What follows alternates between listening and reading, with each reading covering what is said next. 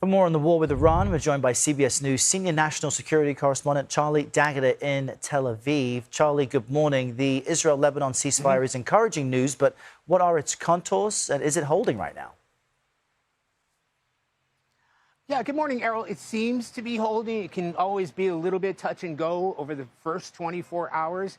But for the first time in more than 7 weeks, the guns have fallen silent here, both outgoing airstrikes and artillery from Israel and incoming missiles and rockets from Hezbollah in Lebanon. That 10-day truce between Israel and Lebanon took effect here at midnight, following one final barrage from Israel toward Lebanon and another round of rocket fire from Hezbollah into northern Israel. So crowds were seen rejoicing in Lebanon overnight in the celebration of at least a temporary end to the fighting. It's cost the lives of nearly 2,200 people, according to Lebanon's health ministry. More than 1 million people have been displaced, and that is roughly 20% of the population of Lebanon, according to the UN. So at least 13 Israeli soldiers have also been killed, along with 2 civilians in this latest round that began in March. And of course, Israeli residents in the north are relieved, to say the very least, to see an end to the hostilities, even temporarily.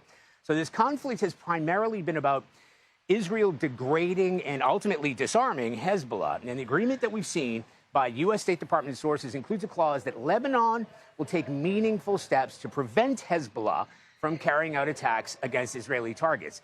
Israeli Prime Minister Benjamin Netanyahu called it an historic opportunity for a lasting peace. At the same time, he said Israeli troops that have seized parts of southern Lebanon will remain there for the time being. Now, why this matters for the United States? Well, the truce could boost attempts to extend the ceasefire between the U.S. and Iran that runs out next week. Now, Israel's fight with Hezbollah was never part of that deal.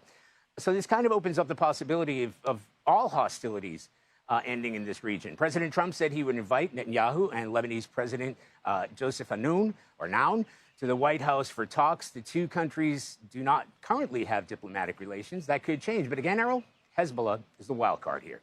Yeah, it's an encouraging sign and a step in the right direction. We'll see if it holds. Charlie D'Agata in Tel Aviv, just past 2:30 in the afternoon there. Thank you, Charlie.